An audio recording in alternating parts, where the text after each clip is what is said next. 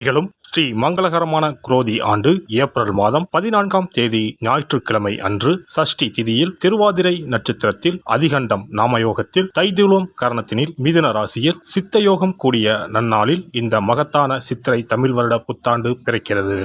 சித்திரை மாத கிரக நிலைகளை பார்க்கும்போது மேச ராசியில் குருவுடன் சூரிய பகவான் உள்ளார். கன்னி ராசியில் கேது பகவானும், மீன ராசியில் புதன், சுக்கிரன், ராகு பகவான் உள்ளனர். கும்ப ராசியில் சனி பகவானும் செவ்வாய் பகவானும் உள்ளனர். இந்த ஆண்டு சித்திரை மாதத்திலேயே குரு பகவான் 12 ஆண்டுகளுக்கு பிறகு ரிஷபராசிக்கு இடப்பெயர்ச்சி ஆகிறார். 30 ஆண்டுகளுக்கு பிறகு சனி பகவான் மீனராசி சென்று ராகுவுடன் இணைய போகிறார். பிறக்கப் போகும் குரோதி தமிழ் புத்தாண்டில் 2 கிரக உச்சத்தையும் ஒரு நீசபங்க ராஜயோக கிரகத்தையும் தன்னுடைய கோச்சாரமாக கொண்டுள்ளது. சூரியன் குரு இணைவு மிகுந்த நன்மை தரும். ஆனால் ராகு, உச்ச சுக்கிரன், புதன் சேர்க்கை கொஞ்சம் திகிலாக உள்ளது. அதேபோல் சனி செவ்வாய் சேர்க்கையும் நன்மை தருவதாக இல்லை. எனவே இந்த வருடம் நன்மை எவ்வளவு அதிகம் உள்ளதோ அதே அளவு கெடுதலும் உள்ளது. எனவே அவரவர் குடும்ப பெண்களையும், இளைஞர்களையும், குழந்தைகளையும் நீங்கள்தான் பத்திரமாக பார்த்துக் கொள்ள வேண்டும். இதில் ஒன்றை சொல்லியே ஆக வேண்டும். நினைப்பதை நல்ல செயலாக நினையுங்கள். ஏனெனில் கொஞ்சம் கோக்குமாக்கு யோசனை எட்டி பார்க்கும். வேறென்ன, ஒரு துணையை செட்டப் பண்ணலாமா என்று ரொம்ப நாளாக மனதில் ஓடிக்கொண்டே இருக்கும். இந்த மாதிரி விளங்காத யோசனைகள் எல்லாம் வேண்டாம். செல்வம் செல்வாக்கு பெருக, நல்ல நட்பு கிடைக்க, முயற்சிகளில் முன்னேற்றம், வாழ்வின் அபிவிருத்தி என இவை சார்ந்து சிந்தனை செய்யுங்கள். இந்த வருடம் அத்தனையும் நடக்கும். நல்லன எல்லாம் கைகூடி வரும். கும்பராசி அன்பர்களே, 4ஆம் வீட்டில் அமர்ந்து சுகஸ்தான குருவாக பயணம் செய்ய போகிறார் குரு பகவான். குரோதி ஆண்டில் குருவின் பார்வை உங்கள் ராசிக்கு 8, 10, 12ஆம் வீடுகளின் மீது விழுவதால் யோகங்கள் தேடி வரப்போகிறது. குரோதி ஆண்டு முழுவதும் குரு பகவான் உங்கள் ராசிக்கு 4ஆம் வீட்டில் பயணம் செய்ய போகிறார். சுகஸ்தான குருவினால் சுகமும் சந்தோஷமும் அதிகரிக்கும். சுறுசுறுப்பாக இருப்பீர்கள். உடல் ஆரோக்கியம் நன்றாக இருக்கும். வேலையில் புதிய உற்சாகம் பிறக்கும். வேலை செய்யும் இடத்தில் உங்களுக்கு மதிப்பு மரியாதை கூடும். பாதகாதிபதி கேந்திரத்தில் குரு பகவான் வரும்பொழுது மாற்றங்களையும் முன்னேற்றத்தையும் தருவார். வீடு வாகனம் வாங்கும் யோகம் கூடி வரும். 8ஆம் பாவத்தை குரு பார்ப்பதால் உங்களை அவதூறு செய்தவர்கள், உங்களை வைத்து பண மோசடி செய்தவர்கள் எல்லாம் உங்களை நாடி வரும் காலம் வரும். கடனாக கொடுத்த பணம் திரும்ப கிடைக்கும். நலிவுற்ற தொழில் வளர்ச்சி அடையும். இதுவரை முடங்கிய லாபம் எல்லாம் திரும்ப வரும். நிரந்தர வேலை கிடைக்கும். பதவியோகம் தேடி வரும். உயர் பதவி உற்சாகத்தை கொடுக்கும். 10ஆம் வீடான தொழில் ஸ்தானத்தை குரு பகவான் பார்வையிடுவதால் நல்ல வேலை கிடைக்கும். புரமோஷனுடன் கூடிய சம்பள உயர்வு கிடைக்கும். புதிய தொழில் தொடங்குபவர்களுக்கு நல்ல லாபம் கிடைக்கும். 12ஆம் பாவத்தை குரு பார்ப்பதால் இதுவரை தூக்கம் இல்லாமல் தவித்தவர்கள் இனி நிம்மதியாக உறங்குவார்கள். இதுவரை தடைப்பட்ட சுபகாரியம் எல்லாம் இனிதே நடைபெறும். வண்டி வாகன விரய செலவுகள் வரும். குரோதி ஆண்டு முழுவதும் கும்பராசியில் பயணம் செய்யும் சனி பகவான் 7.5 சனியில் ஜென்ம சனியாக பயணம் செய்ய போகிறார். எத்தனையோ சங்கடங்கள் வரலாம். சுப காரியங்கள் நடைபெறுவதில் தடைகளும் தாமதங்களும் உண்டாகும். எங்கும் எதிலும் கவனமாக செயல்படுவது நல்லது. அதே நேரத்தில் சனி பகவான் சச மகா யோகத்தையும் கொடுக்க போகிறார். இதனால் பண வருமானம் அதிகரிக்கும். பதவி யோகமும் தேடி வரும். சொத்து சேர்க்கைகள் ஏற்படும். வேலையில் இருப்பவர்களுக்கு விரும்பிய இடங்களுக்கு இடமாற்றம் கிடைக்கும். எவ்வளவு பெரிய பிரச்சனைகள் வந்தாலும் நீங்கள் அதிலிருந்து மீண்டு வர முடியும். குரோதி ஆண்டின் இறுதியில் சனி பகவான் 2ஆம் வீட்டிற்கு செல்ல போவதால் தலைமேல் இருந்த பாரம் இறங்கிவிடும். குரோதி ஆண்டு முழுவதும் ராகு பகவான் உங்கள் ராசிக்கு குடும்பஸ்தானத்திலும், கேது பகவான் உங்கள் ராசிக்கு ஆயுள் ஸ்தானத்திலும் பயணம் செய்வது சிறப்பு. விபரீத ராஜயோக காலம். திடீர் அதிர்ஷ்டங்கள் மூலம் பண வருமானம் வரும். எதிர்பாராத அதிர்ஷ்டங்கள் வீடு தேடி வரும். எந்த அளவிற்கு பண வருமானம் வந்தாலும் செலவுகளும் அதிகரிக்கும். கோபத்தை கட்டுப்படுத்துங்கள். குரோதி ஆண்டு முழுவதும் பண விஷயத்தில் யாருக்கும் வாக்கு கொடுக்காதீர்கள். அதை காப்பாற்ற முடியாத நிலை ஏற்படும். கவனமாக இருக்க வேண்டிய காலகட்டம். பண வரவு, பொருளாதார வரவு அதிகரிக்கும்.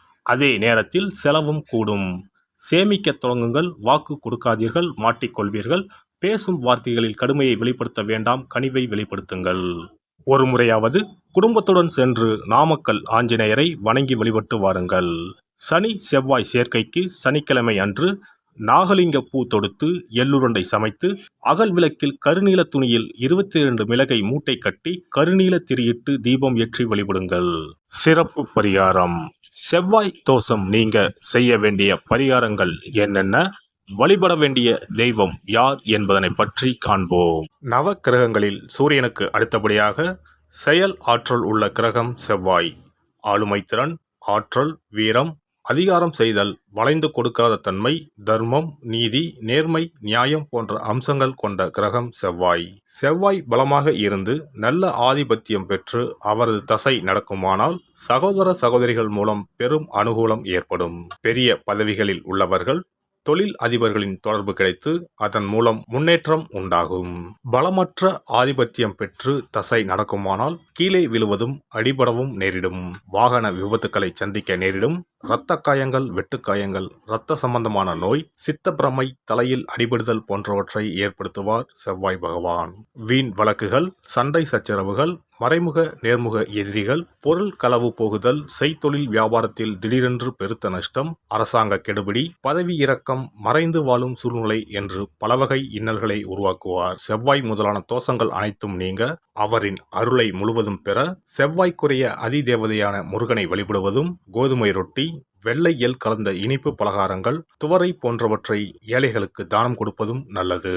செவ்வாய் கிழமைகளில் விரதம் இருந்து செவ்வாய் பகவானுக்கு விளக்கேற்றுவது, சஷ்டி விரதம், கிருத்திகை விரதம் மேற்கொள்வது, தினமும் கந்த சஷ்டி கவசம் படிப்பது நல்லது. மேலும் செவ்வாய்க்குரிய கல்லான பவளக்கல்லை மோதிரத்தில் பதித்து அணிவது, சிவப்பு நிற ஆடையை அணிந்து கொள்வது, செப்பு பாத்திரங்களை உபயோகிப்பது போன்றவற்றால் செவ்வாயால் உண்டாகக்கூடிய தோஷங்கள் குறையும். செவ்வாய் பகவானுக்கு செய்யும் பரிகாரங்கள் அனைத்தும் முருகனுக்கு உகந்தது என்பதால் முருகனின் திருவருளும் கிட்டும். திருமண வாழ்க்கையில் செவ்வாய் பகவானுக்கு முக்கிய பங்கு உண்டு. திருமணத்துக்கு வரன் பார்க்கும்போது பிள்ளைக்கோ அல்லது பெண்ணுக்கோ செவ்வாய் தோஷம் இருக்கிறதா என்றுதான் முதலில் கேட்பார்கள். அந்த அளவுக்கு செவ்வாய் தோஷம் மிகவும் முக்கியமானதாக பார்க்கப்படுகிறது. ஒருவரின் ஜனன ஜாதகத்தில் லக்னம், சந்திரன், சுக்கிரன் ஆகியோருக்கும் செவ்வாய் இருக்கும் இடத்திற்கும் உள்ள தொடர்பை கொண்டுதான் செவ்வாய் தோஷம் ஒருவரின் ஜாதகத்தில் எந்த அளவுக்கு வலிமையாக இருக்கிறது என்பதை கணிக்க முடியும். செவ்வாய் தோஷம் இருக்கிறது என்றால் நம்பிக்கையோடு மிக எளிய பரிகாரங்களை செய்வதன் மூலம் தோஷ நிவர்த்தி பெறலாம். செவ்வாய் தோஷம் என்பது திருமண தடையை ஏற்படுத்துவது மட்டுமல்லாமல் மேலும் பல இடையூறுகளையும் ஏற்படுத்தும். எனவே செவ்வாய் பகவானை செவ்வாய் தோறும் செவ்வாய் ஹோரையில் வழிபடுவதும், செவ்வாய்க்குரிய கடவுளான முருகப்பெருமானை 9 நெய் தீபம் ஏற்றி வழிபடுவதும் செவ்வாய் தோஷத்தினால் ஏற்படக்கூடிய அசுப பலன்களின் தாக்கத்தை பெரிதும் குறைக்கும் என்பது ஐதீகம். செவ்வாய் தோஷம் ஒருவருக்கு இருந்து ஒருவருக்கு இல்லை என்றால் திருமணம் செய்யக்கூடாது என்பது சாஸ்திரம். இருவருக்கும் இந்த தோஷம் இருந்தால் திருமணம் செய்து வைக்கலாம் என்று சிலர் சொல்வார்கள். ஆனால் பொதுவாக தோஷம் ஒருவருக்கு இருந்தாலும் சரி அல்லது இருவருக்குமே இருந்தாலும் சரி, தக்க ஜோதிடர்களை ஆலோசித்து முறைப்படி பரிகாரங்கள் செய்வதுதான் சரி. செவ்வாய் தோஷத்தால் திருமண தடை உள்ளவர்கள் வைத்தீஸ்வரன் கோவிலுக்கு வந்து அரச மரத்தடி விநாயகர் ஆதி வைத்தியநாதரை வழிபட்டு ஆலமரத்தை சுற்றி வர வேண்டும். வைத்தியநாத சுவாமி, தையல்நாயகி அம்மன், செவ்வாய்க்கு அதிதேவதையான முருகப்பெருமானை வழிபட வேண்டும். சன்னதியில் உள்ள செவ்வாய் பகவானுக்கு சிகப்பு வஸ்திரம் சாத்தி அபிஷேகம் செய்து பரிகாரம் செய்ய தடைகள் நீங்கும். இந்த வீடியோ பதிவு உங்களுக்கு பிடித்திருந்தால் லைக் பண்ணுங்க, கமெண்ட் பண்ணுங்க, ஷேர் பண்ணுங்க, மறக்காம சப்ஸ்கிரைப் பண்ணுங்க, பக்கத்துல இருக்கிற பெல் பட்டனை கிளிக் பண்ணுங்க. நன்றி, வணக்கம். ஓம் நமச்சிவாய. சிவாய நம.